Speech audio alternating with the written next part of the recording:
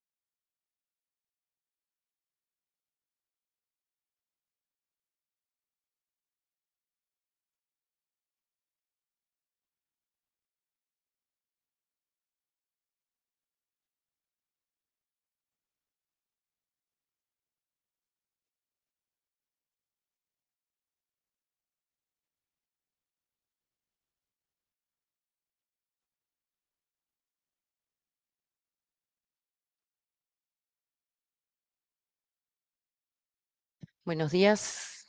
¿Me escuchan de casa? Sí, sí. Bueno, disculpen la demora en el inicio, pero...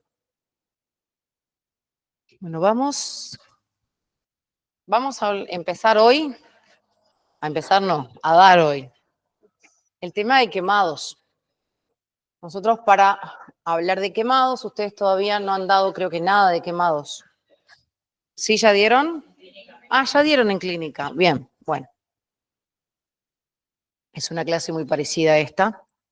Vamos a hacer entonces todo en introducción de cómo, qué son los quemados, cómo se clasifican las lesiones, y posteriormente vamos a hablar un poquito sobre las generalidades de la ortetización de los pacientes quemados. Pero vamos a hacer un poco hincapié en lo que son los agentes, ¿sí? Las causas. ¿Por qué? Porque la temática de quemados es una temática muy compleja, y el que no entienda de qué se trata y que básicamente es una patología de atención interdisciplinaria, va a ser agua, como decimos habitualmente en la atención del paciente quemado. Por eso es muy importante conocer, primero, saber cuáles son las estadísticas, ¿sí? Aproximadamente, cuáles son las causas más comunes y no subestimar estas causas comunes que requieren de prevención, nada más, ¿sí? Los niños quemados son otro tema muy complejo, porque las quemaduras dejan secuelas que son discapacitantes, ¿sí? Y muchas de ellas dejan secuelas, como está en la foto, que dejan mucha deformidad, tanto a nivel corporal como a nivel del rostro. Y para eso también tenemos que saber a qué llamamos rostro. ¿Ustedes saben lo que es el rostro desde el punto de vista médico-legal? ¿Cuál es el rostro? ¿Cuál es el rostro femenino y cuál es el rostro masculino? ¿Hasta dónde llega?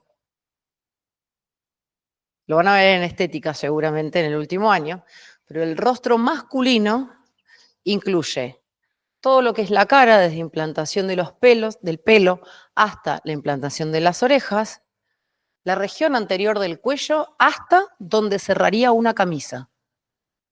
Hasta acá. Ese es el masculino. ¿Y el femenino? Incluye pecho y escote. ¿Sí? Por eso cuando hablamos de lesiones o desfiguraciones del rostro, desde el punto de vista médico-legal, estamos hablando de lesiones de la clasificación graves y gravísimas. ¿Sí?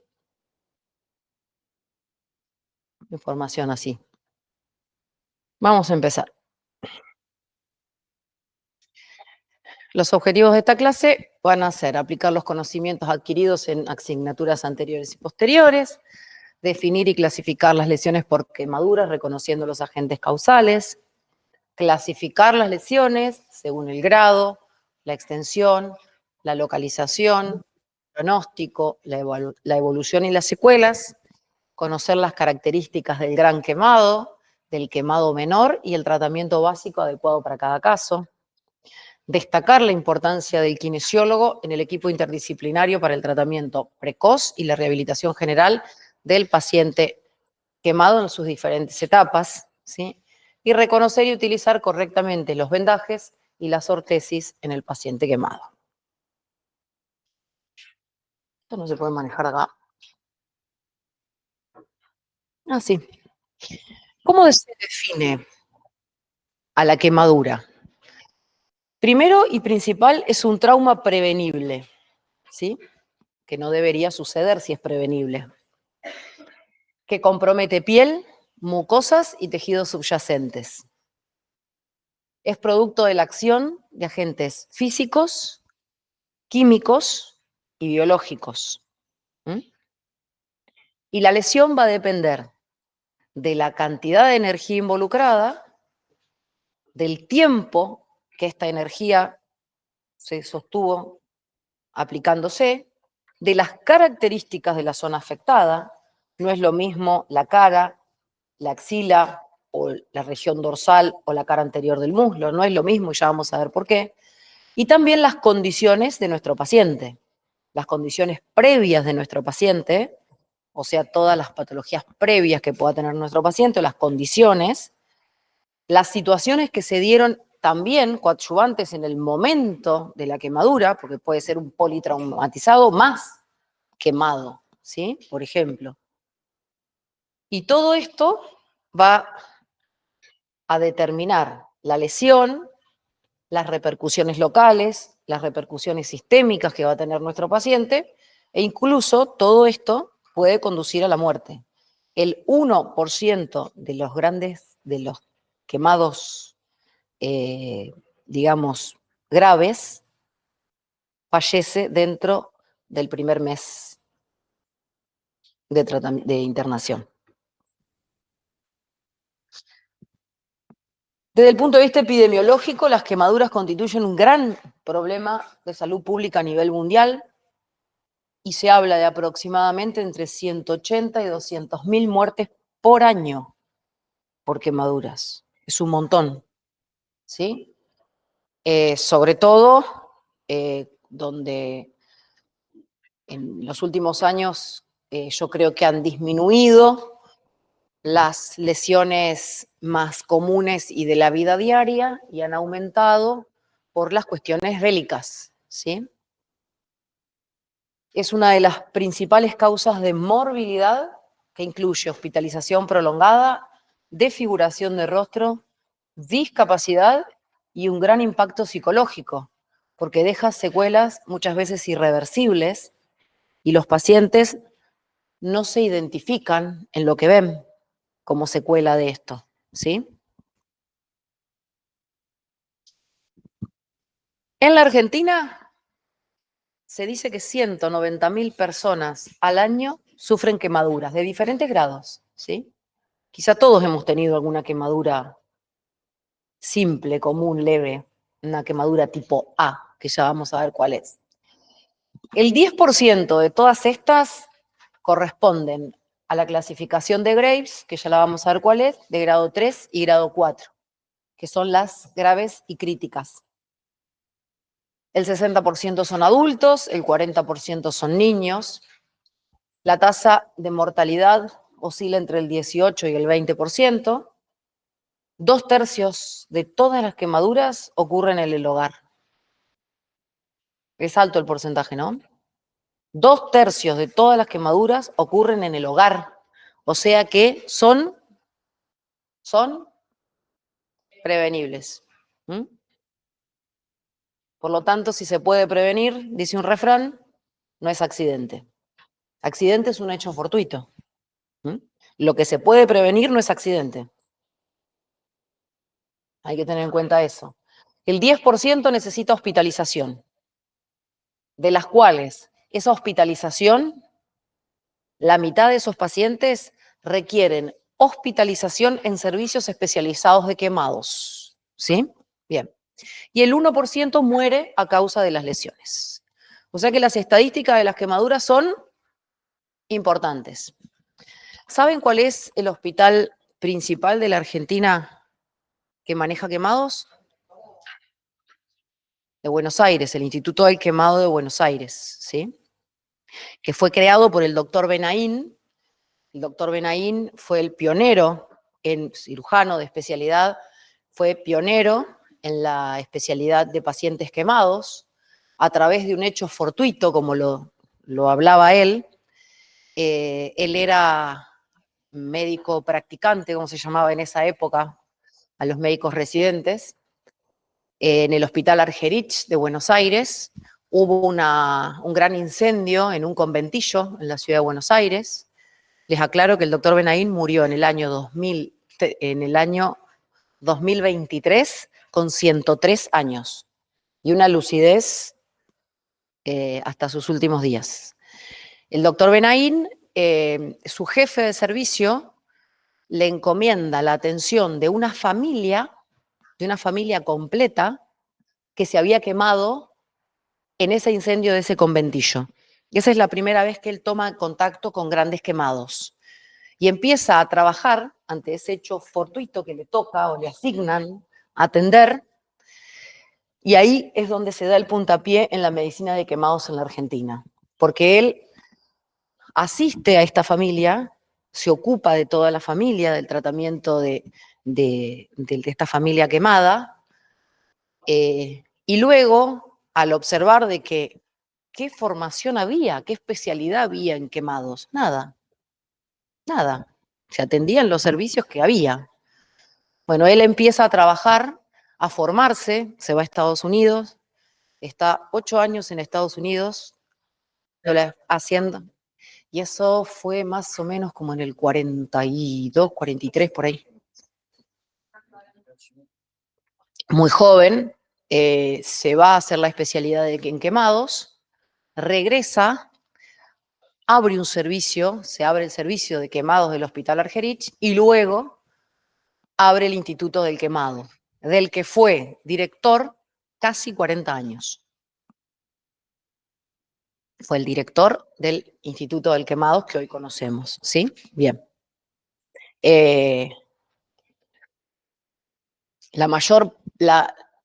Digamos, la especialidad de quemados en la Argentina se la debe íntegramente a este doctor, al doctor Fortunato Benaín. A la formación en pacientes quemados, y a partir de ahí, él es el que empieza a armar el Hospital de Quemados de Córdoba, la unidad de quemados, el que contribuyó a formar la unidad de quemados del Hospital Clemente Álvarez de Rosario, e incluso comienza a formar médicos especialistas, pediatras y cirujanos pediátricos que se dedicaron a la parte de niños quemados.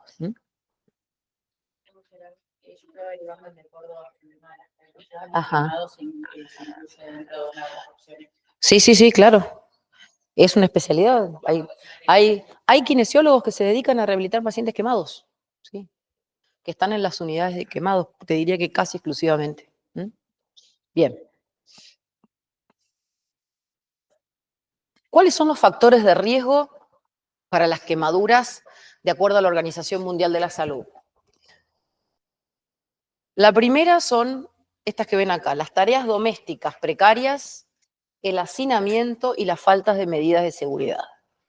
¿Cuántas familias sabemos que viven en esas condiciones, ¿sí? Donde no hay una cocina, donde se hace fuego en el piso, donde los niños están dando vueltas al lado del fogón, con una olla con agua que se puede dar vuelta en cualquier momento. Víctimas de violencia, ¿sí? Sabemos que quemaduras por álcalis, por ácidos, o sea, por elementos químicos, por fuego, ¿sí? Niños menores de 5 años a quienes se les asignan tareas domésticas, ¿sí? Por eso siempre que hay un niño en la cocina, porque hay niños que quieren aprender a hacer cositas desde muy chicos, siempre con un adulto supervisando, ¿sí? En las casas donde hay niños, ustedes vieron que la cocina tiene 4 rayas. ¿Dónde se cocinan las cocinas donde hay niños? En las hornallas de atrás. ¿Y dónde van las asas de las ollas y de las fuentes? Hacia la pared. Listo. Norma básica. Actividad laboral y puestos de trabajos de riesgo, ¿sí? Acá tenemos todas las personas que trabajan con fundiciones, con soldaduras, ¿sí? En lugares donde se fabrican piezas metálicas, panaderías donde hay grandes hornos, ni hablar donde se hacen fundiciones a mayor temperatura, ¿no es cierto? Pacientes que presentan patologías neurológicas, epilepsias, polineuropatías, neuropatías periféricas, discapacidades físicas, discapacidades cognitivas. Hemos tenido pacientes epilépticos accidentados. Nosotros tuvimos un paciente que era de la zona de Hernandarias, era un chico muy joven, de 22, 23 años, epiléptico él, se había ido a la costa de pesca con sus amigos, los amigos se van a pescar en un bote, él se queda a cargo del asado. Primera imprudencia, dejaron a un epiléptico solo, sabiendo que era epiléptico. Ah, sí, pero hace mucho que no convulsionaba, no importa. ¿Se puede quedar solo un epiléptico al lado del río? No, no. Con alguien se tiene que quedar. Bueno, este chico hizo, haciendo el asado, una crisis epiléptica, una convulsión, cayó sobre la parrilla y sobre el fuego, se quemó ambos miembros inferiores y hubo que amputarlo. Una amputación bilateral, así no llegó a nosotros, amputado bilateral para ser rehabilitado. 22 años. Accidentes en pacientes con problemas cognitivos, con problemas de la salud mental, ¿sí? Que toman medicación que por ahí son sedativas, que se han quedado fumando en la cama y se han incendiado en la cama. No uno, miles, un montón, ¿sí? Personas con discapacidades físicas que han tropezado, han caído sobre el fuego, han caído sobre el agua caliente. Entonces, cuidado con las personas con discapacidad también. Adictos, ¿sí? Adictos, alcohol, tabaquismo y otras sustancias que quedan dormidos también fumando. Esto es muy importante. En todas las casas hay. Y a veces guardados en botellas que no deberían ser las botellas en las que están. Botellitas de gaseosas que tienen ácido muriático, algún otro tipo de ácido para limpiar cosas, sustancias que son abrasivas, ya sean álcalis o ácidos, que son sustancias químicas que quedan en el hogar, muchos usados para actos de violencia. Conocemos casos, no sé si se recuerdan aquella bailarina a la que le tiraron ácido muriático en la cara y la desfiguraron completamente. Eso fue un acto de violencia, ese caso fue un acto de violencia de género, pero también hay personas, intentos de suicidio con sustancias químicas. También hay accidentes que suceden, accidentes no es accidente porque se puede prevenir. Personas niños, ¿sí? Donde que ven una botellita, la agarran, se han tomado un trago de ácido muriático, ¿sí? No uno, un montón. Entonces, también ese tipo de quemaduras. El uso de combustibles para dispositivos no eléctricos, ¿sí?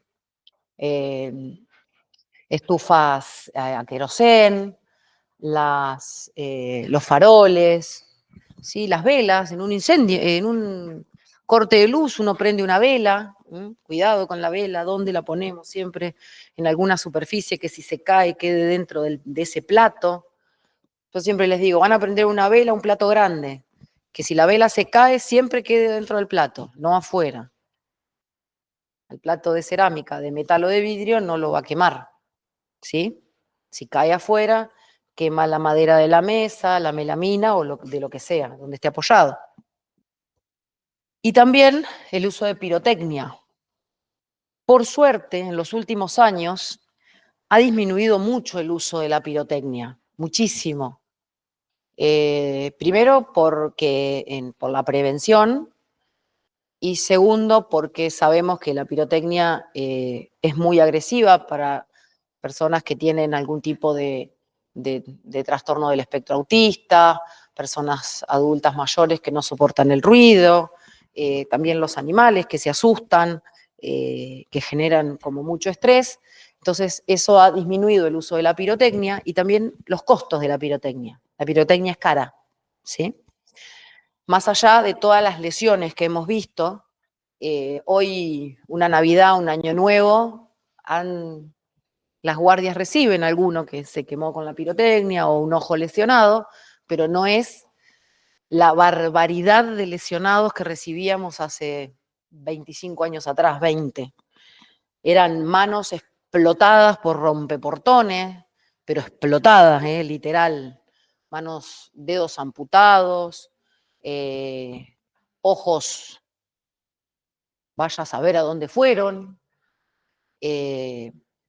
Así que eso, por suerte, ha bajado muchísimo. Y por supuesto, todo lo que es medidas de seguridad inadecuada para todo lo que es electricidad, gente que se encuentra colgada a la electricidad, conexiones clandestinas, todo eso también genera incendios. De hecho, los vemos habitualmente. Personas que manejan mal las redes de gas, ¿sí? Redes de gas que no están en condiciones, como aquel gran accidente que hubo en Rosario hace un par de años. ¿Se acuerdan que explotó un edificio entero? Bien. Bueno, todas esas cosas, todo eso produce quemaduras. ¿Cuáles son los agentes que causan quemaduras?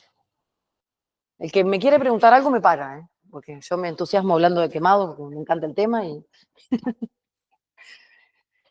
¿Cuáles son los agentes que causan quemaduras?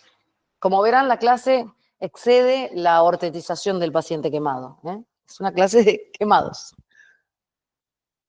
En su momento la agregamos porque no había ninguna materia que la diera. Nadie daba todo el capítulo de quemados. Y después se incorporó a clínica. Sí, a clínica. Bien. Los agentes causales pueden ser biológicos, químicos y físicos. Y dentro de los físicos los vamos a dividir en térmicos, eléctricos y los generados por radiación. Biológicos, ¿qué se imaginan? ¿Eh? Insectos, algunos. No, biológicos, no. Van físicos. Bien. Bien. Las famosas aguas vivas. Las famosas aguas vivas, ¿sí? Las medusas. Ustedes saben que existen millones de tipos de medusas y que es uno de los seres vivos más antiguos que ha habitado este planeta, ¿sí? Filogenéticamente es uno de los primeros que habitó el mundo. Colonizan los mares de todo el mundo, ¿sí? Y hay diferentes tipos de medusas. En las costas argentinas, por suerte, tenemos la medusa pequeña, transparente, chiquita. En el sur hay unas, en la zona de Puerto Madryn, por ahí hay unas que son un poquito más grandes, con unas líneas rojas, con tentáculos largos, ¿sí?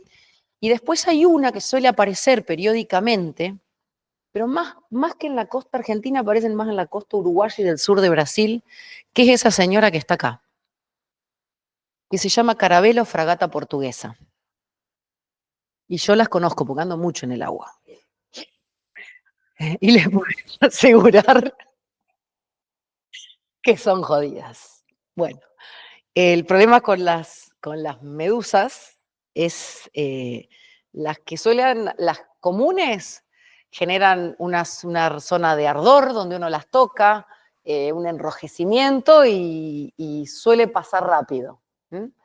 Por eso siempre que uno anda en el mar tiene que llevar un poquito de vinagre blanco. Yo tengo en uno de los unchos con lo que salgo a nadar, en un bolsillo muy chiquitito, un gotero así chiquitito que tiene vinagre. Entonces cuando me tocan, me pongo un poquito de vinagre y sigo nadando. Bien, el vinagre neutraliza de manera rápida, ¿sí? Y lo otro que neutraliza de manera rápida si no tenemos vinagre es la orina. Suena chancho, pero zafa. Pero es así, la orina también neutraliza lo que generan. Esta que ven ustedes acá, la Carabela o fragata portuguesa, esa genera irritaciones mucho más importantes. De hecho, la quemadura que ustedes ven acá, esas marcas, son generadas por esa. Parece una bolsa que anda flotando en el mar. ¿Por qué? Porque tiene esa aleta arriba, o sea, no se ve como las otras que uno lo ve abajo del agua, que andan por ahí. Estas anda más en superficie y tiene como un copete, ¿sí? Sí. Ya si le pasás cerca, o sea, si la tocas, ya te pica o... Si tocas el tentáculo, si vos tocas el tentáculo o ese bollito, las más chicas tienen como un bollito chiquito abajo que es el que te produce el ardor. Si las agarrás así de arriba no te hacen nada. Pero esa te ataca, digamos. No. Vos la rozás. Ellas lo único que hacen es guiar sus tentáculos para pescar pescaditos y qué es lo que comen. Pero en realidad somos nosotros los que las rozamos. Este tipo de medusas son relativamente benignas, generan un ardor. A lo sumo habrá que hacer por ahí alguna medicación, una dexametasona intramuscular o alguna crema con corticoides para bajar la inflamación. Pero hay otras, ¿sí? Hay otras de la familia de las kudu, que se llaman, que son las famosas kudu medusa, que son neurotóxicas. Por suerte en nuestras zonas no existen.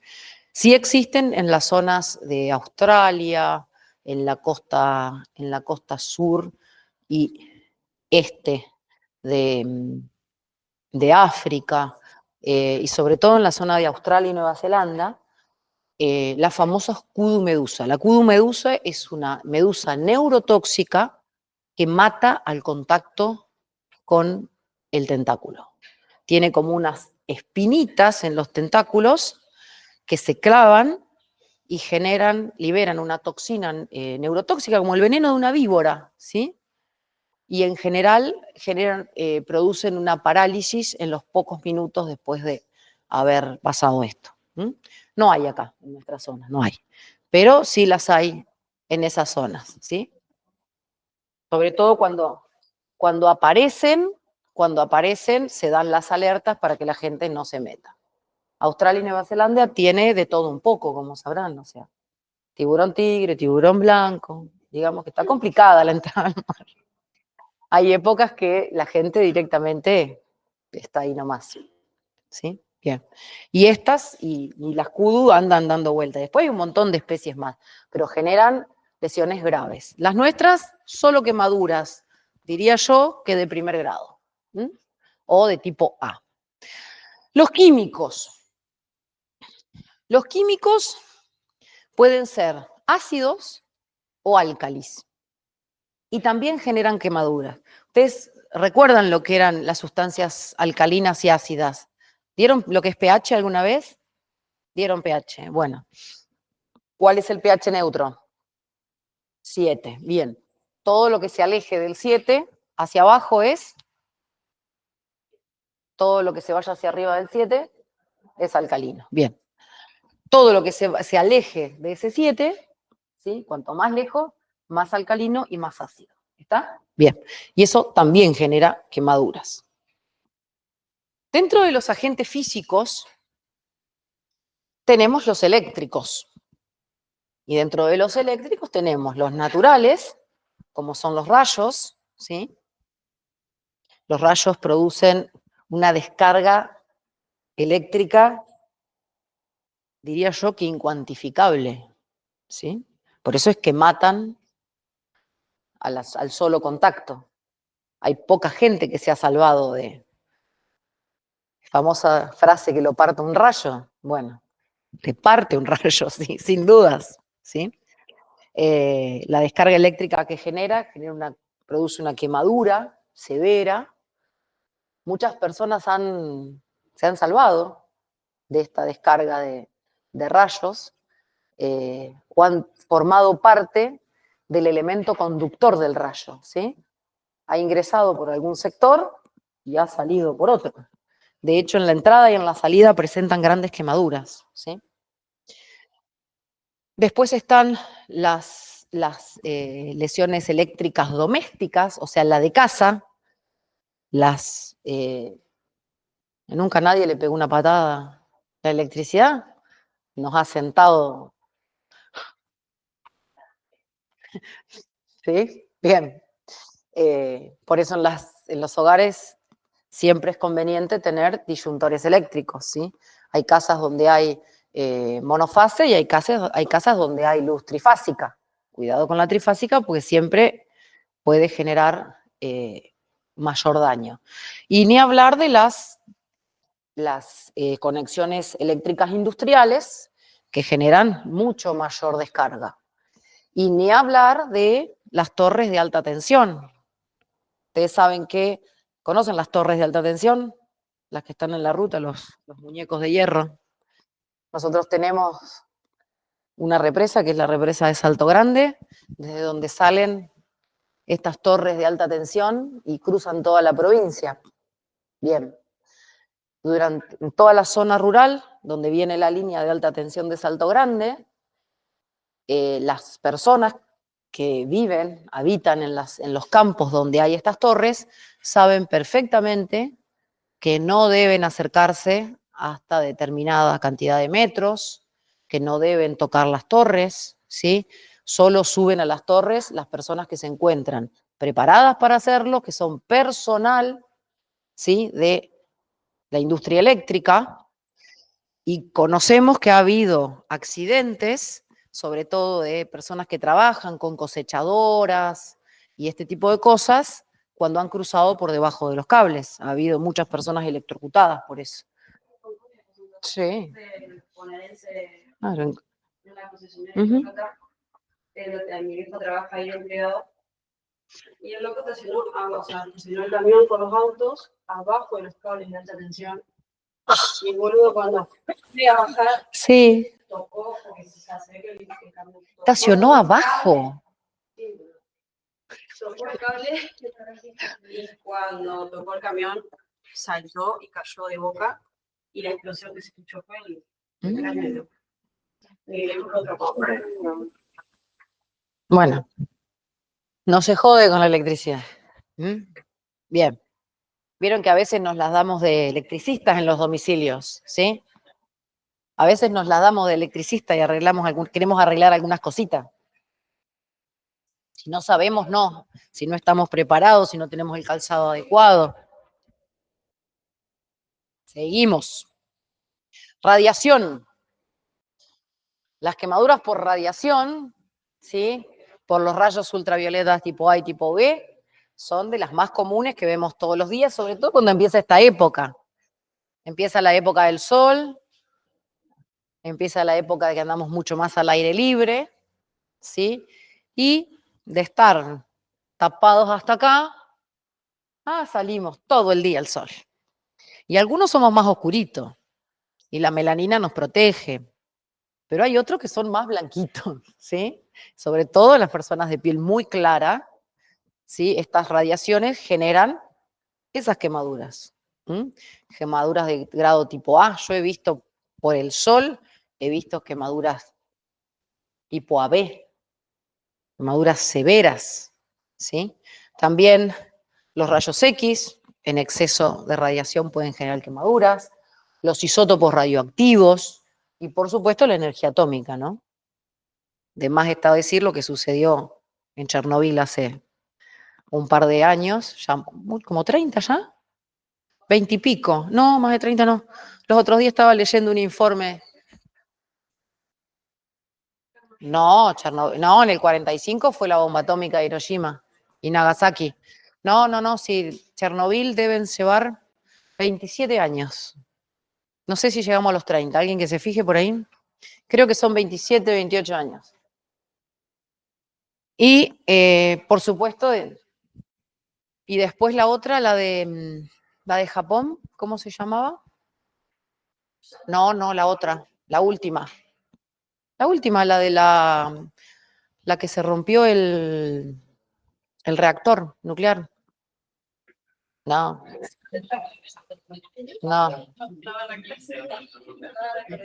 El reactor de Japón, el que estaba sobre el mar. Ya me voy a acordar. No hace tanto. 15. 2011 la de Japón. ¿Fukushima era? A ver. No me gusta quedarme con la duda de las cosas. Fukushima, con F. Ahí está, me acordé. Vieron que no estoy media chiflada, pero tanto no. Bien. ¿Y la de Chernobyl? 86. ¿86? Ay, por Dios. 86. Chernobyl. Ay, por favor, yo estaba en el secundario. Tercer año del colegio. Si yo cumplí 54 años la semana que viene, yo. Bien, los agentes físicos. Dentro de los agentes físicos están los térmicos también, ¿sí? Y dentro de los térmicos tenemos la llama directa, o sea que una persona se puede quemar por la llama directa, como este chico que yo les conté que se cayó arriba de la parrilla. Líquidos calientes, eso se llama escaldaduras, ¿sí? Los líquidos calientes, agua caliente, una olla con agua hirviendo, una olla donde se esté cocinando algo, ¿sí? ¿Cómo? Claro, tenés razón, él tuvo una quemadura por agua caliente. Objetos calientes, como puede ser una plancha. ¿Nunca se quemaron con la plancha? Yo tengo una cicatriz de una quemadura acá. Me apoyé arriba de una hornalla cuando era chica. La habían recién apagado y no sé qué hice para alcanzar y me apoyé. Todavía tengo la marca ahí. Gases inflamables. Bueno, gases inflamables. Y después hay otra cosa que también quema, que no es calor, que es el frío. El frío extremo, ¿sí? Produce quemaduras. Y también la congelación produce quemaduras y necrosis a nivel de los dedos, por ejemplo, de todas las zonas sacras, o sea, las zonas que tienen circulación terminal. Las orejas, la nariz y los dedos. De la mano y del pie. Bueno, todo esto produce quemaduras, chicos. Vamos a hablar un poquito de cuáles son los conceptos básicos de la piel. El año que viene lo van a ver bastante mejor con Betty, cuando vean estética. Pero vamos a hacer un repasito de lo que es la piel para saber cómo son las quemaduras y cómo se clasifican. Sabemos que la piel es el órgano más grande que tiene el cuerpo, ¿sí? Y representa una barrera, ¿sí? Entre el exterior, los microorganismos y los elementos exteriores y nuestro organismo. Sí, aflojen. Es una línea de defensa, es protección, esto todos lo saben. Regula la temperatura, ¿sí? Es un órgano sensorial y es un órgano de control electrolítico. ¿Qué es lo que le pasa a los grandes quemados? Los grandes quemados se infectan porque pierden la protección y esta línea de defensa, se ponen hipotérmicos o hipertérmicos porque son incapaces de regular la temperatura. Las superficiales tienen dolor, las profundas no tienen más dolor porque deterioran y rompen toda la parte sensitiva de la piel. Y lo más importante es esto, el paciente hace grandes desequilibrios electrolíticos, porque la piel es la que maneja todo el control electrolítico junto con el riñón. Bien. Y la vamos a dividir a la piel normal en la epidermis, la dermis y la hipodermis. Y la dermis tiene dos partes, una que es papilar y una que es retinacular. Eso es lo que nos va a determinar, en el caso de la clasificación de la profundidad de las quemaduras, la A afecta a la epidermis, las AB, la dermis, las ABA, la dermis papilar, las ABB, la dermis retinacular, y las tipo B, la hipodermis. Es la vieja clasificación de quemaduras grado 1, 2, 3. La clasificación de las quemaduras se va a fundamentar. Vamos a tener que tener en cuenta la edad de nuestro paciente, el agente que lo generó, la extensión que tiene esta quemadura, el porcentaje de superficie quemada, la extensión, la profundidad. Extensión y profundidad, recuerden esas dos cosas. La localización o área afectada no es lo mismo que una paciente se queme una mano, una axila, la región de la cara, el cuello, los genitales, que se queme la parte de la espalda, la región dorsal, la cara anterior del muslo, porque hay zonas que son especiales y hay zonas que son generales o comunes. Y por supuesto, las lesiones o enfermedades que el paciente tenga de manera previa o las lesiones que este paciente tenga en conjunto con la quemadura. ¿Cómo se mide la evaluación cómo se evalúa la extensión de una quemadura. Existen varias reglas. Les voy a dar las dos más comunes y la modificatoria que es para los chicos. Se utiliza la regla de la mano, ¿sí? No la palma, es la mano, ¿sí? La mano de cada uno de nosotros representa el 1% de nuestra superficie corporal. Quiere decir que yo puedo utilizar la mano, la medida de la mano del paciente, la comparo con la mía, ¿sí? El paciente puede estar inconsciente, pero para hacer una medición rápida de cuánta superficie tiene quemada, yo tomo la medida de la palma de la mano del paciente y la voy colocando arriba de toda la zona quemada. Digo 1, 2, 3, 4, 5. 5% de la superficie quemada. Después veré qué grado de profundidad tiene, ¿sí? Para eso me sirve la medida de la mano. La otra, que es la que se usa una vez que uno ya estabilizó al paciente y puede tomarse el tiempo de sentarse para evaluar la superficie, es la regla del 9 de Wallace. Es asignar el valor de 9 o de un múltiplo de 9 a las distintas áreas de nuestro cuerpo. Por ejemplo, la cabeza en el frente, 9. La cabeza en la región posterior, otro 9. El tronco, 18 adelante, 18 atrás. Cada miembro superior de frente, 9, de atrás, 9. ¿Ven? 4% más 3 más 2, 9. La región inguinal y genital, el 1%. Los miembros inferiores, 18 de frente, 18 de atrás, cada uno.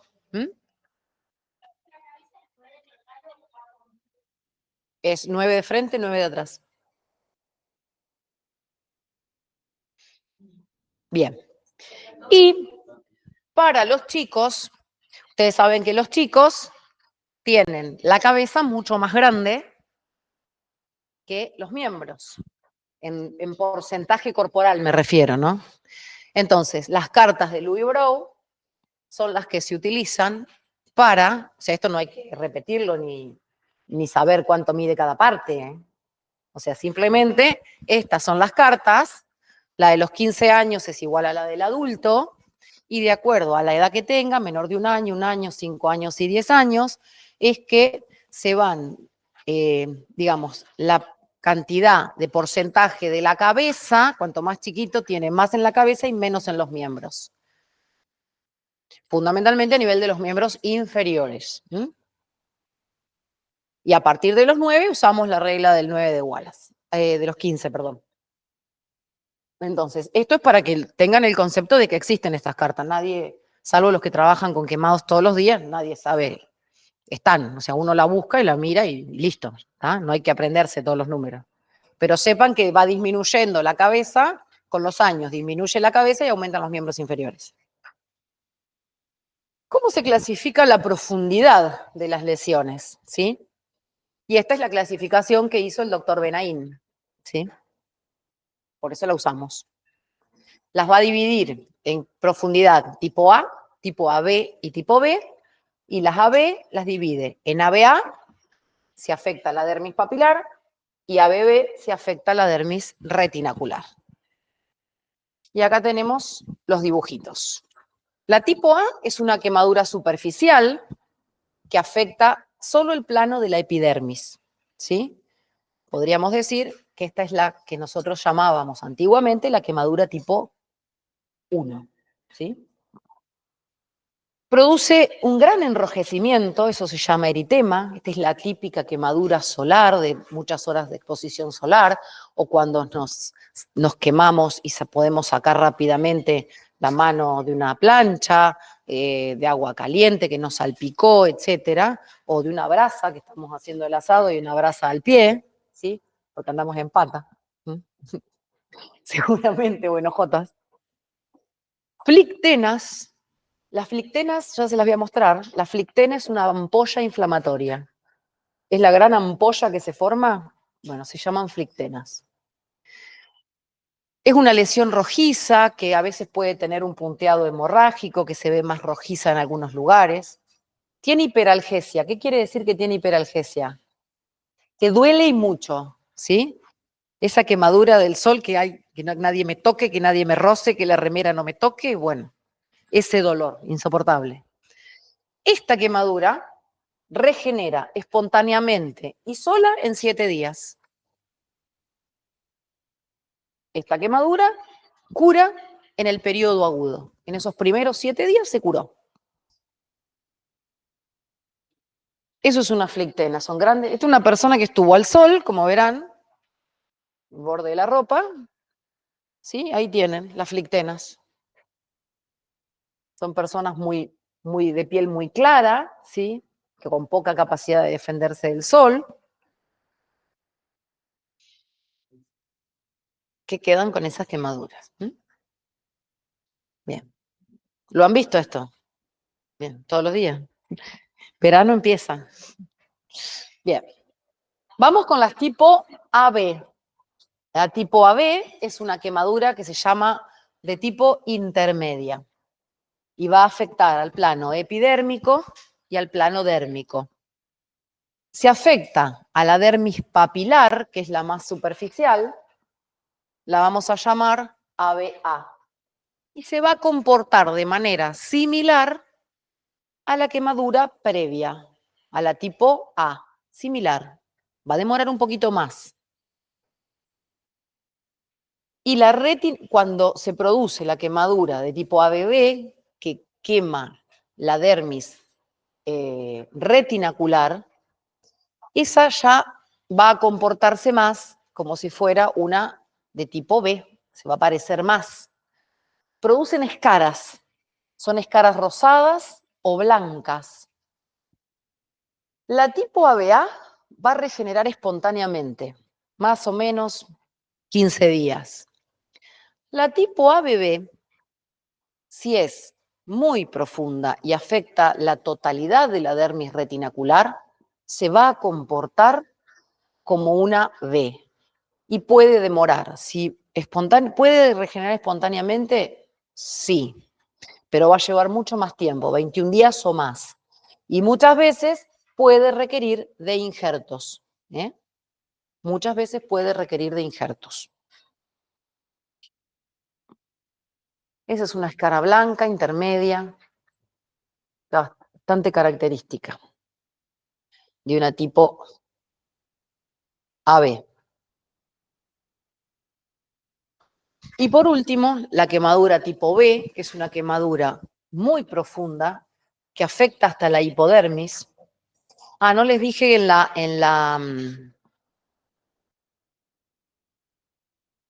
en esta,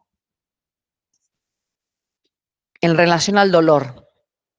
Las que son ABA tienen mucho dolor. Las que son ABB pueden tener una disminución del dolor, porque pueden ya haber lesionado las terminales sensitivas.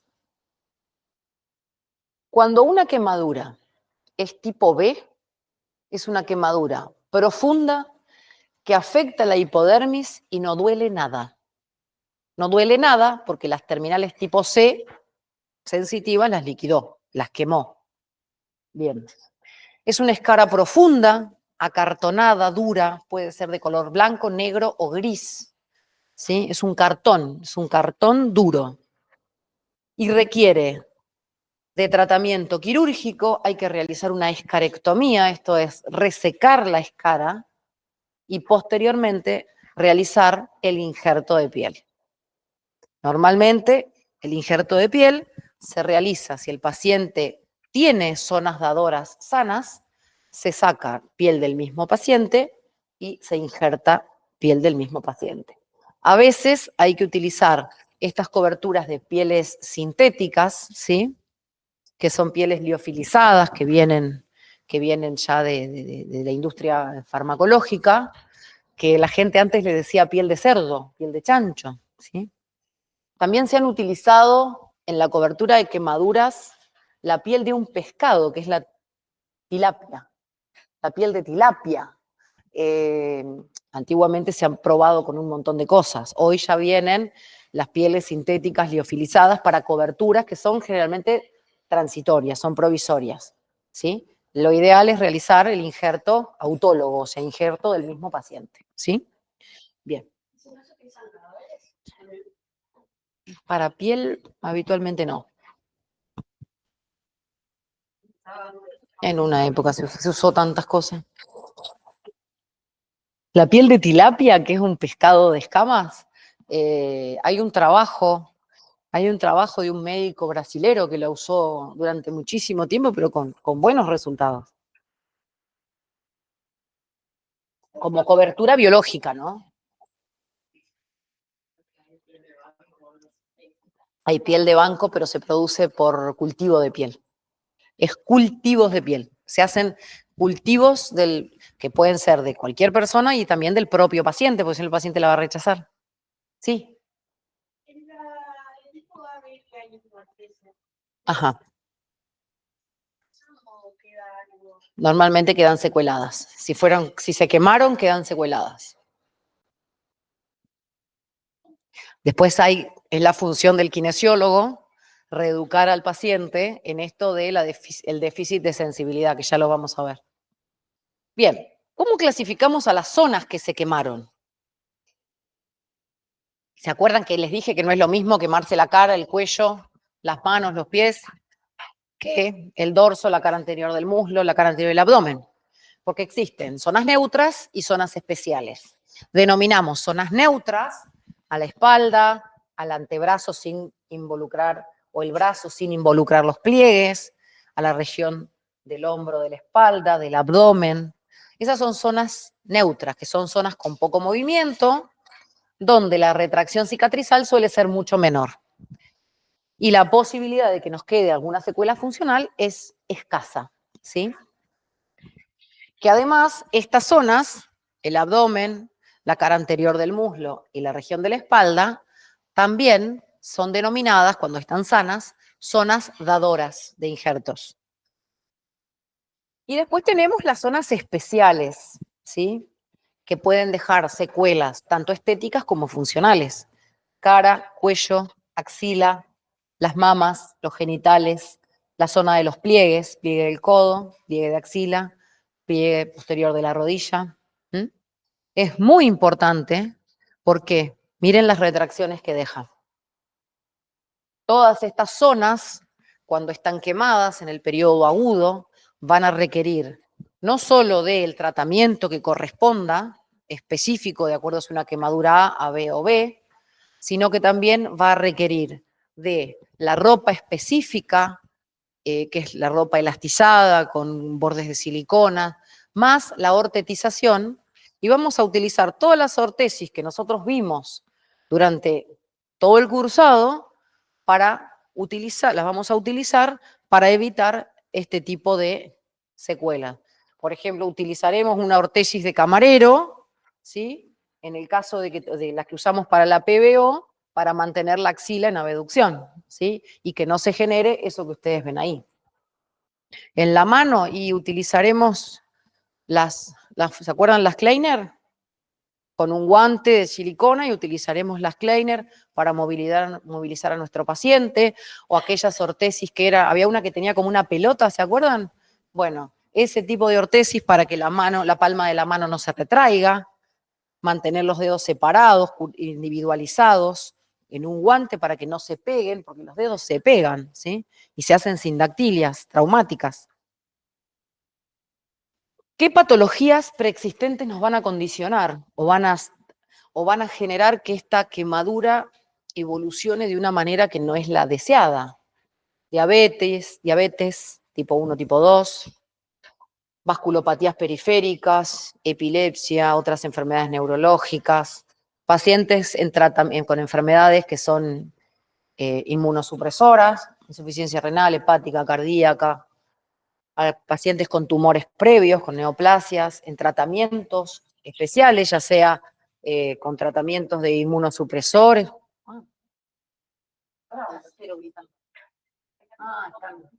Está echada la telita. Vamos a tener telita. Tratamientos especiales. Está gritando en la oreja entero. Tratamientos especiales, como yo le decía, de pacientes con quimioterapia, pacientes con inmunosupresores por patologías reumatológicas y, por supuesto, pacientes con trastornos de la motricidad, pacientes secuelados de ACV. Y también tenemos que tener en cuenta las lesiones concomitantes que se generaron junto al trauma de la quemadura. Quizá pudo haber sido un paciente que sufrió un politraumatismo y se quemó. Yo creo que el año pasado les conté, cuando vimos politraumatizado, de un paciente que refería que le dolía el hombro, que le dolía el hombro, que le dolía el hombro. Claro, le dolía el hombro porque venía tomando mate en el auto, explotó el termo y lo quemó entero. Tenía una gran quemadura de hombro, axila, tórax, y a él le dolía el hombro. Le dolía el hombro de la gran quemadura que tenía. No que hubiera tenido una fractura. Tenía una fractura, pero en otro lado. Entonces, estas lesiones de fractura cerrada o expuesta, las lesiones y las quemaduras de la vía respiratoria en los grandes quemados se compromete mucho por la inhalación de tóxicos, lesiones de partes blandas, algún scalp que haya generado un arrancamiento además de la quemadura, los traumatismos de tórax, de abdomen, de pelvis, los pacientes con traumatismos cráneoencefálicos, que no sabemos si están obnubilados por los gases del incendio donde lo estamos rescatando, o si está obnubilado porque sufrió un traumatismo de cráneo. O sea, todo eso hay que investigarlo una vez que lo rescatamos. Pacientes con amputaciones traumáticas también, con grandes quemaduras, ¿sí? Gente que la encuentran ya sin sus dedos por las grandes quemaduras. Todo eso también influye en el pronóstico de nuestro paciente quemado. ¿Cómo se evalúa la gravedad? ¿Sí? Esto es para evaluar la gravedad de un paciente quemado. Se utiliza un índice que se llama índice de Garcés. ¿Sí? El índice de Garcés y Artigas modificado es el que se utiliza para los pacientes mayores de 20 años, que es este de acá arriba. Que es una fórmula bastante fácil.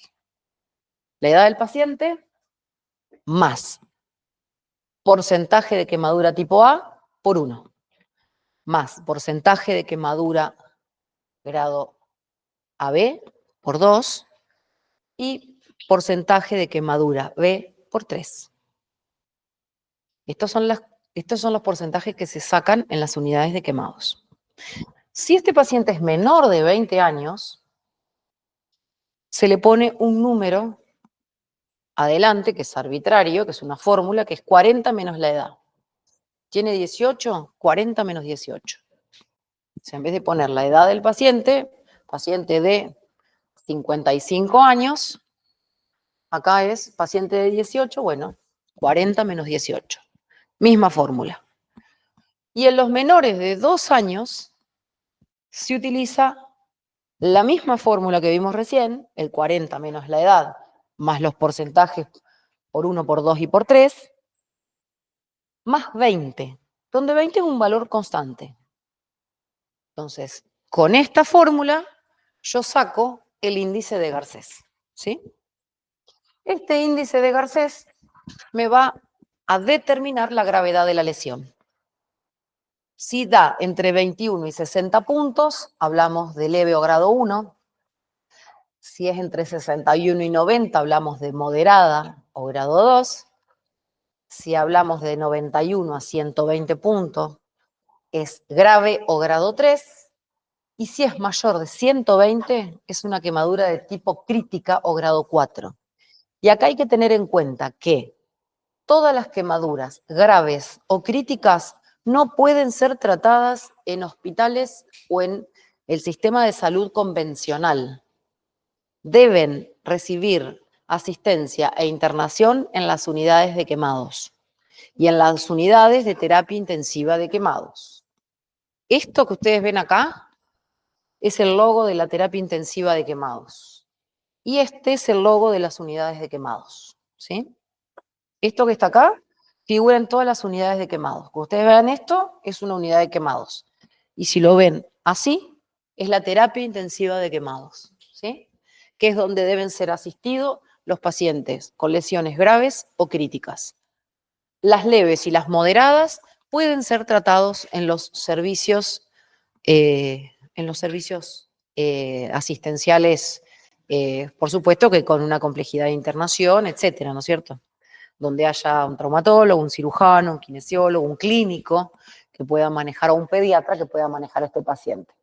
Pero cuando hablamos de graves y críticas, sí o sí necesitan ser asistidos en unidades especializadas. ¿Está? ¿Por qué? Porque necesitan las unidades especializadas que están preparadas, con grúas, se usan poco ahora, pero las unidades de quemados tenían como unos piletones metálicos donde se les hacían los baños, las limpiezas de las escaras a los grandes quemados, donde tienen todos los sistemas para asistirlos, para movilizarlos.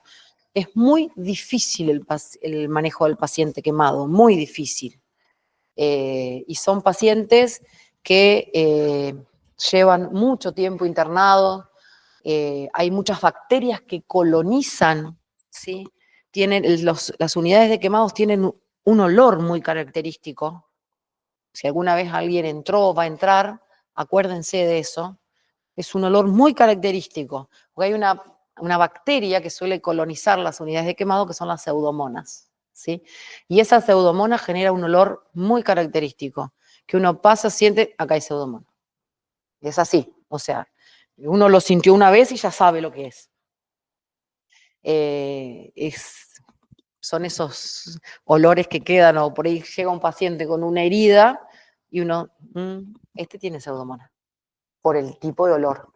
Es una bacteria que coloniza la superficie cutánea de los quemados, ¿sí? Por eso es muy importante que las unidades de quemados sean específicas para ellos.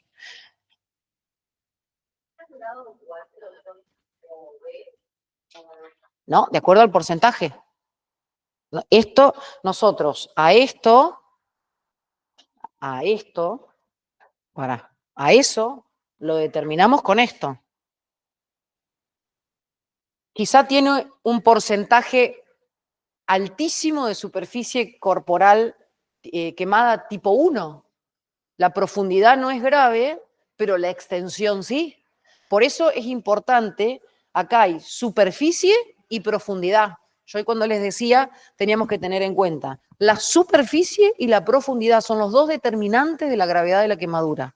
Puede ser de poca profundidad, pero una gran superficie, o puede ser de poca superficie y gran profundidad.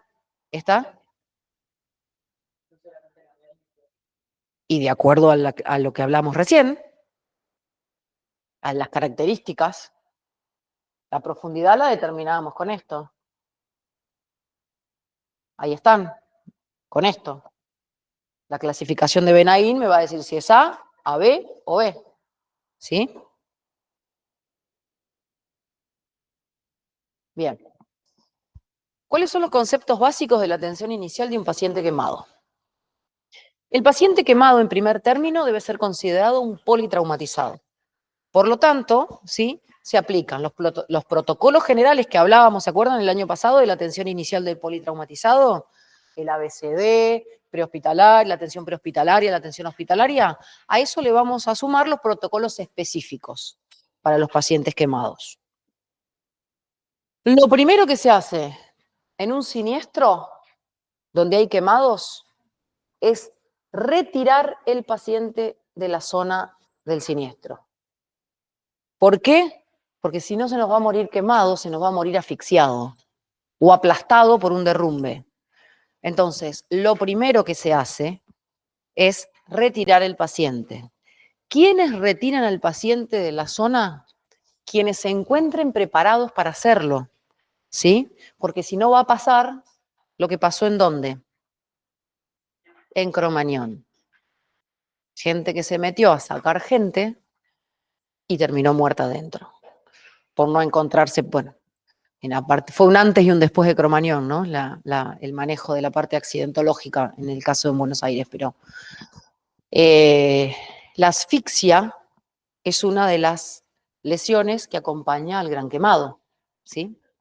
La asfixia por monóxido de carbono, por gases cianhídricos y por gases arsina. ¿Se acuerdan cuando hablábamos de cuando se queman los plásticos que despiden gas derivado del cianuro y gas derivado del arsénico? ¿Sí? Gas arsina y gas cianhídrico, que más o menos llegan Entre 8 y 9 segundos llegan y afectan al sistema nervioso, ¿sí? O sea, es rápido, no nos da tiempo a nada. Bien. Luego, detener el proceso de la quemadura. Si yo tengo un paciente que está prendido fuego, ¿qué se hace? Se lo envuelve. Se lo envuelve con mantas para apagar la llama, ¿sí? Hay que evitar que el paciente salga corriendo, porque si sale corriendo, aviva más la llama. Entonces hay que rodearlo, contenerlo y apagar el fuego lo antes posible. Hay que mantener un estricto manejo de lo que es la vía aérea, ¿sí? Porque no solamente acá está lo que les decía hoy, el riesgo de las quemaduras de la vía aérea, sino de la inhalación de los tóxicos. Hay que mantener accesos venosos rápidos. Esto forma parte de la atención inicial del paciente quemado. Cubrir las heridas con palios limpios, controlar la temperatura, por esto de que la piel quemada pierde electrolitos, pierde temperatura. Controlar las infecciones, luego verificar que el paciente tenga vacunas antitetánicas, evaluar intoxicaciones asociadas, controlar que el paciente no haga arritmias. Son pacientes que hacen arritmias por pérdida de electrolitos, ¿sí? Se generan grandes arritmias. Y por supuesto, controlar la función renal, porque en el gran quemado, ¿sí?, se lesiona el músculo y eso genera rabdomiólisis, ¿sí? Y eso puede lesionar el riñón y generar una insuficiencia renal. ¿Qué es importante en la atención de un paciente quemado? Primero se va a hacer toda la asistencia y el soporte vital del trauma, ¿sí?, de este paciente. Se va a compensar la vía aérea. Y luego, una vez que el paciente se encuentre estabilizado, recién ahí se va a estimar el porcentaje de área quemada. Quizá mientras se va haciendo la evaluación del paciente, alguien con la medida de la palma de la mano del paciente puede ir más o menos sacando el cálculo, pero el cálculo definitivo y estricto se hará después que el paciente se encuentre estabilizado. Luego de eso se hará una exhaustiva historia clínica con algún familiar o alguien que conozca al paciente, o si el paciente puede hablar, lo interrogaremos, ¿sí? Recuerden que si es un paciente con quemaduras A y AB, es un paciente que está con mucho dolor, ¿sí? O sea que hay que calmar el dolor. Se utilizan drogas de segunda y tercera línea para calmar el dolor del paciente quemado porque es atroz. En relación a los tratamientos locales que vamos a necesitar en estos pacientes, van a necesitar como una fractura expuesta, toalete mecánica y toalete quirúrgica. Hay que resecar las grandes escaras. Obviamente que esto se va a hacer después que el paciente esté estabilizado, ¿no? Hay que hacer toalete mecánica, toalete quirúrgica. Esto es una quemadura por voltaje. Hay que hacer las escarectomías, hay que sacar estas escaras, curetear la zona, evaluar hasta zona que haya región sangrante. Hay que abrir las fascias porque también, ¿se acuerdan de los síndromes compartimentales que hablábamos el año pasado? Estos pacientes hacen grandes síndromes compartimentales y a veces hay que abrir las fascias, como en este caso, abrir la fascia, porque si no el paciente me va a hacer un síndrome compartimental o lo cursa durante la quemadura. Luego se harán las curaciones con apósitos que deben ser vaselinados, furacinados, que no se peguen. Tapar las heridas. Hay también, como les decía hoy, los apósitos liofilizados, biológicos, que son estos que vienen ya preparados. Y por supuesto, los injertos. Estos que ustedes ven acá, fíjense, esta es una zona, la zona dadora, una piel, la zona sana. Y esto que ven acá, que levanta la piel como si fuera una feta, ¿sí?, es un dermátomo. Existen varios tipos de dermátomos, pero los dermátomos son los que se utilizan para sacar la piel donante, que saca solamente la zona de la epidermis con apenas de dermis papilar, y es lo que se va a colocar luego en la zona receptora. Zona donante, zona receptora. ¿Cómo se realiza la rehabilitación de nuestro paciente quemado? Es importante tener en cuenta que la rehabilitación del paciente quemado debe ser interdisciplinaria e integral. Vamos a, como kinesiólogos, vamos a evaluar y ver una ficha kinésica en base a la historia clínica. Va a depender si este paciente está internado en una unidad de quemado, internado en una sala general o pediátrica, o si es un paciente ambulatorio que solo tiene, por ejemplo, un sector o un área corporal chica quemada. Le vamos a hacer una estricta ficha kinésica con todos sus antecedentes. Vamos a evaluar si hubo algún problema respiratorio. Vamos a armar un plan de control de postura, ¿sí? Vamos a ver qué ortesis podemos utilizar con nuestro paciente para poder mejorarlo y evitar secuelas. Un plan de ejercicios terapéuticos, favorecer la movilidad, favorecer la bipedestación y la marcha lo antes posible y reeducar su motricidad. Y acá lo que me preguntaba ella de esta cuestión de la sensibilidad que a veces queda secuelada o alterada, lo importante de reeducar a nuestro paciente que queda muchas veces con una alteración sensitiva, explicarle y hacerle tomar conciencia que de su esquema corporal nuevo, porque no va a tener sensibilidad quizás si se quemó la mano y puede tocar algo y se puede volver a quemar porque no tiene sensibilidad, no tiene dolor. Esto es como el paciente con el pie diabético o el pie neuropático que se lastimó y nunca se enteró.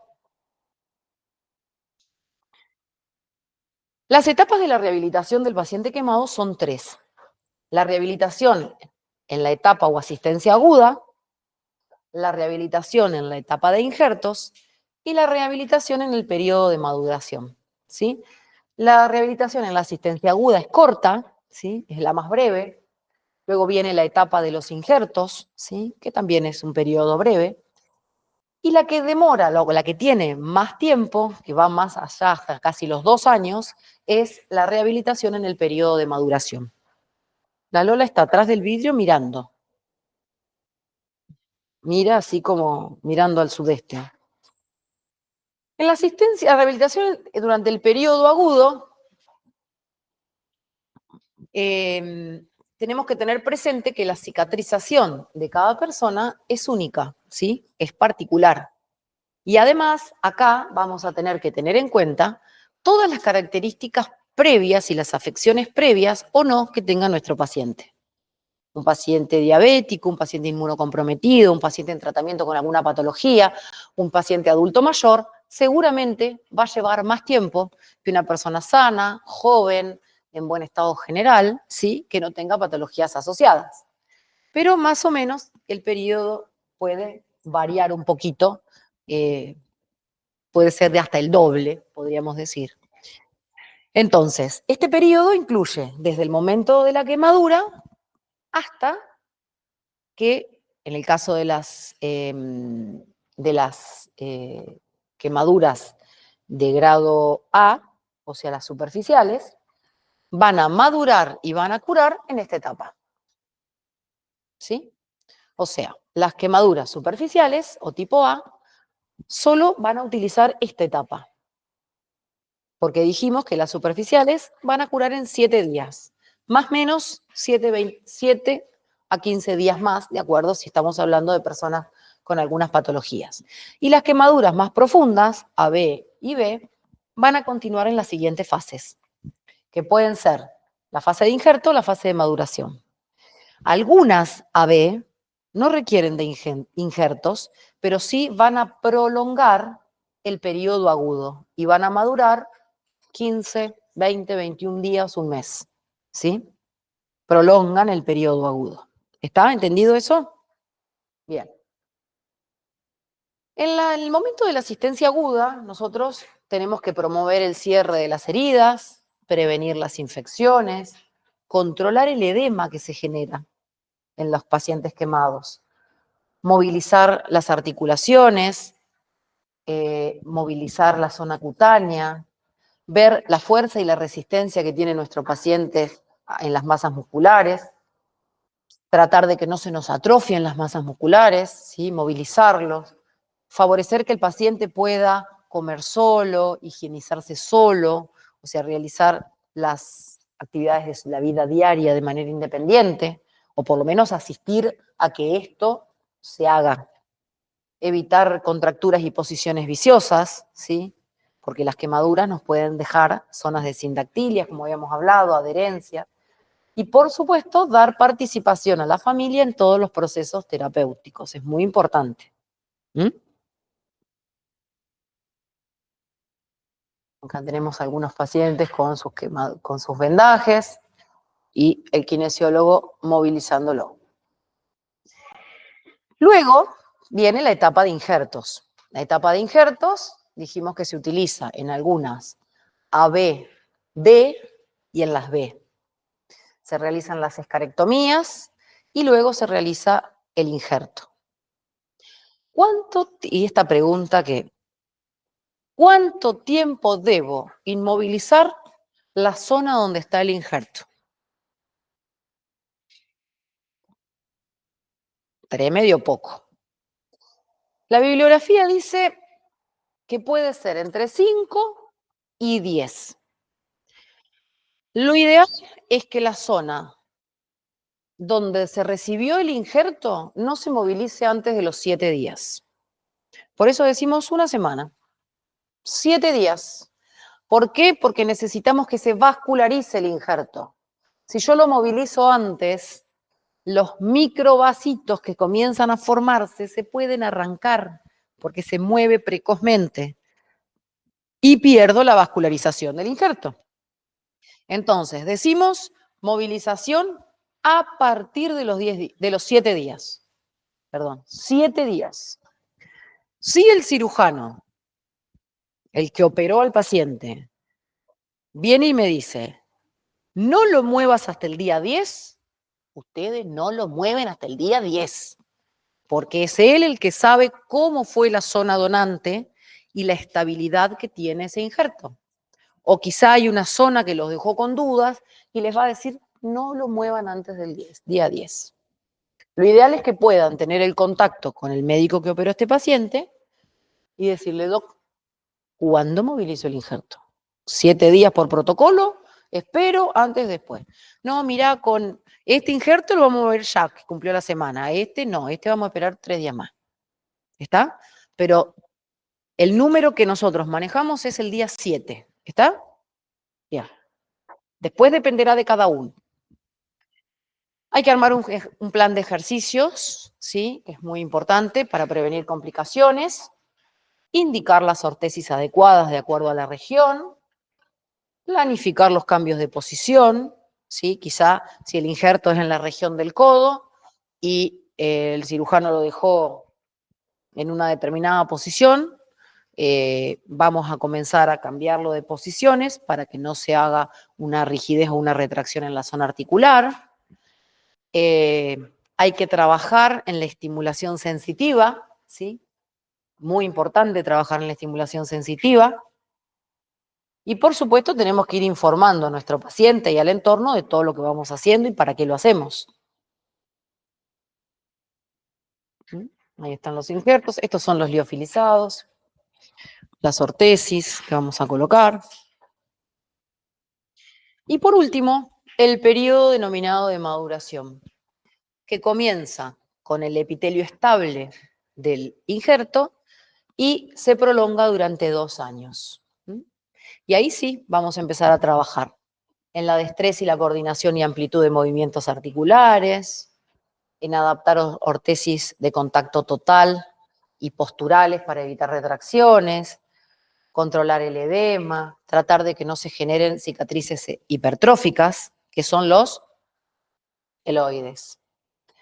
Mejorar todas las habilidades de la vida independiente de nuestro paciente, tratar de que tome conciencia del tema de del déficit o la deficiencia de sensibilidad en algunas áreas. Y por supuesto tenemos que tratar de que nuestro paciente retorne a sus actividades de la vida diaria, a su trabajo, a sus actividades, ¿sí? Acá tenemos algunos vendajes, alguna ropa que utilizamos en los posquirúrgicos y en la etapa de maduración. Esto, 2 palabras de esto, lo van a ver, lo ven después a esto, si es que ya no lo han dado. El queloide es una cicatriz hipertrófica, que requiere de técnicas kinésicas específicas para su tratamiento, y por supuesto de presoterapia, que serían los vendajes, la ropa compresiva y las ortesis de contacto total. No vamos a hablar hoy de queloide porque... ¿Qué ortesis específicas se utilizan? Hay unas máscaras que son faciales, que son las máscaras tipo Rivers, que son ortesis transparentes de acrílico que se hacen a medida para el rostro y para el cuello, que se prenden con velcro. Son estas, ¿sí? Son esas máscaras. Y después vienen otras que son unas máscaras 3D. ¿Entró por la ventana? Qué raro ella. Claro, nadie le abrió la puerta, pobrecita. Entró y salió 50 veces. Hay unas máscaras que se imprimen en 3D, que son de polímeros derivados de ácido láctico, que son biodegradables y que se pueden hacer de manera pronta, porque se escanea la cara del paciente y la hacen en un ratito. Los otros días, hablando de estos polímeros que se utilizan para hacer máscaras en 3D, en un santuario de tortugas marinas, un grupo había un incendio, se quemó una tortuga y quedó con el cuerpito expuesto sin el caparazón. Le hicieron uno en 3D, se lo colocaron y bueno, había quedado con el caparazón blanco, por supuesto, y un artista plástico se ofreció a pintarle el caparazón igual a las de las tortugas de la misma especie. Y había sobrevivido, pobrecita, así que ya llevaba bastante tiempo, y más que las tortugas viven un montón. Bien, me acordé de los derivados del polímero. Bien, estas también se utilizan en la fase aguda, son de costos bajos y se fabrican, hay lugares donde las hacen, en los lugares donde asisten a quemados habitualmente, las hacen rápido. Y después están las máscaras faciales de tela elástica, que son estas, que tienen una combinación con silicona por dentro para comprimir y evitar que se generen grandes queloides. Luego vamos a utilizar los vendajes. Estos vendajes son vendajes no adherentes, vendajes elásticos, guantes, mangas y ropas compresivas. Viene ya ropa que viene específicamente para esto, ¿sí? Y esta ropa, estos guantes, ¿sí? O estas otras que se pueden ir confeccionando y moldeando, se le puede agregar una ortesis encima de esto, como por ejemplo acá, para abrir la primera comisura. Las ortesis termoplásticas, como les dije hoy, las que vamos a utilizar son todas las que conocemos, ¿sí? Todas las que conocemos, todas las ortesis que nosotros vimos, son las que vamos a utilizar para los pacientes quemados por encima de sus vendajes elásticos, para evitar posiciones viciosas, para mantener la amplitud articular, para proteger los injertos, ¿sí? Para inmovilizar los injertos y luego para movilizar los injertos. Y también las ortesis dinámicas, para esto que decíamos, de inmovilizar y luego movilizar los injertos. ¿Qué conclusiones vamos a sacar de todo esto? Que el paciente quemado es una urgencia médica que requiere atención inmediata, adecuada, oportuna e interdisciplinaria. Que la evolución de las lesiones va a depender de la edad, del agente causal, de la extensión, de la profundidad, de la localización de las lesiones, del tiempo que haya estado expuesto a este agente y también a las patologías previas y concomitantes que haya tenido el paciente en el siniestro. La intervención del kinesiólogo en las etapas tempranas de la evolución siempre favorece una pronta recuperación, minimizando las secuelas, mejorando la calidad de vida y reasentando nuevamente al entorno. El rol del kinesiólogo en la atención del paciente quemado es prioritaria. Es prioritaria, recuérdenlo siempre. ¿Sí? Es fundamental que haya siempre un kinesiólogo especializado en pacientes quemados en las unidades de grandes quemados. Y este es el doctor Benaim, del cual yo les hablaba, ¿sí? Hay un libro en el cual, además era pianista, era concertista. Esta foto de él es cuando cumplió 100 años, una entrevista que le hicieron no me acuerdo si el diario La Nación o el diario Clarín. Él dice en el cierre de uno de sus libros, quien no entienda la importancia de un tratamiento interdisciplinario en la atención del paciente quemado no comprende la problemática de los mismos. Y nada más. Y de paso le rendimos homenaje a un pionero de la atención de los pacientes quemados en la Argentina. Creo que todo lo que se hizo en la historia de la atención del paciente quemado en nuestro país se la debemos a ese señor. Bueno, larga la clase. Esto lo van a, bueno, ya lo vieron, lo van a ver, calculo que el año que viene nuevamente en algunas cuestiones. ¿Cuántas capas se sacan y si esta zona dadora necesita cuidado especial o se necesita? Cuando uno toma el injerto, toma la epidermis algunos toman solo epidermis y otros levantan un poquito de lo que se llama la dermis papilar, que es la más superficial. La retinacular no se toca, porque es la que genera y es donde están la parte sensitiva. La zona dadora siempre queda como si fuera una zona quemada más. Imagínense que el dolor que queda en la zona dadora es mucho, pero en 7 días, en 7 a 10 días repiteliza.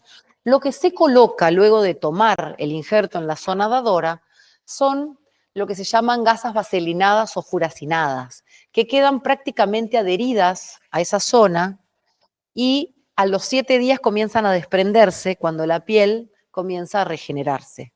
Cuando ya cura, digamos, porque se comporta como una zona quemada, como si fuera una quemadura de tipo A, superficial.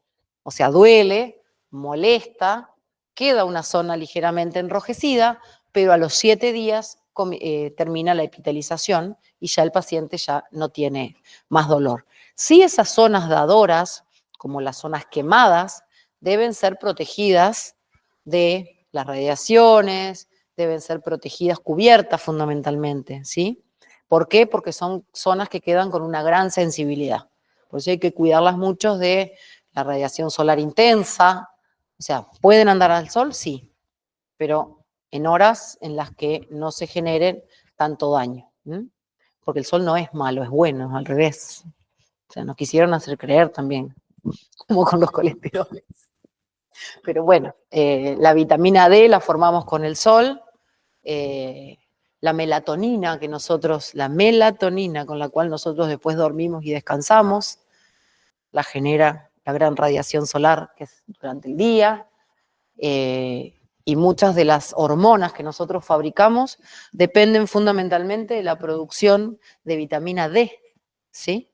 Entonces, es muy importante que también estemos expuestos al sol y no estemos con tantas luces azules. ¿Saben cuáles son las luces azules? La de las pantallas. Bien. Entonces, necesitamos más frecuencias de infrarrojos y menos de luces azules. Por eso es que mucha gente utiliza en sus casas luces amarillas, naranjas y rojas a la hora del atardecer. Otra gente usa unos lentes que son amarillos, naranjas, rojos, ¿sí? Bueno, para filtrar un poco las luces azules, ¿sí? Que son las luces que nos causan más daño y más estrés y más elevación del cortisol también. Así que bueno, sol sí, son pacientes a los cuales uno no los puede colocar mucho al sol directo, ¿sí? Por ejemplo, en una galería donde hay sombra, pero hay luz solar. Bien, son pacientes que van a tener que cuidarse un tiempo largo, proteger la piel, cubrirla, pero con el tiempo la piel comienza a tomar más fuerza, dirían las abuelas, más defensas. Sí, siempre con luz. O sea, para todos los internados deberían estar todos así, con sol y luz. Hay un estudio que dice que los pacientes de las unidades críticas que se encuentran cerca de una ventana se recuperan más rápido. Hoy uno va a un hospital, antes ¿cómo eran los hospitales viejos? Eran abiertos, con ventanales. ¿Cómo eran los hospitales viejos? Miren el hospital este. Miren la parte de atrás, donde no la parte nuestra que no tiene balcones. Pero fíjense que tienen grandes ventanales. Donde están los gimnasios eran los solares, era donde la gente la ponían a tomar sol. Si ustedes van a la planta baja, todas las puertas, las ventanas, son puertas-ventanas que se abren enteras con galerías. Todos los hospitales viejos tenían galerías. ¿Por qué? Y porque sacaban a los pacientes a tomar sol. Y no sé de dónde salió esta modernidad que los encerramos a todos. Le sacamos la luz del día, no saben si es de día o de noche. Tremendo. Las ventanas son así chiquititas. Y es al revés. El paciente necesita luz solar, aire. El paciente que está cerca de las ventanas se rehabilita se recupera más rápido. Exacto, es así. No sé en qué momento empezaron, claro, porque por la limpieza, obviamente, el quirófano tiene que ser cerrado, sí, el quirófano sí tiene que ser un circuito cerrado, por la contaminación, etcétera. Pero las unidades de terapia deberían tener grandes ventanales que entre luz, porque los pacientes necesitan luz, luz solar, natural, andar descalzo, pasto, naturaleza, menos cemento y más naturaleza. Es así. Bueno, nos vamos a ver la semana que viene con la última clase. Última clase ya. Bueno, tenemos... ¿Qué tenemos la semana que viene? Ayuda a marchas, sillas de rueda y elementos auxiliares y de apoyo a la vida diaria. Bien, larguita. Larguita también. Pero como la de implante quirúrgico, ninguna. Bueno.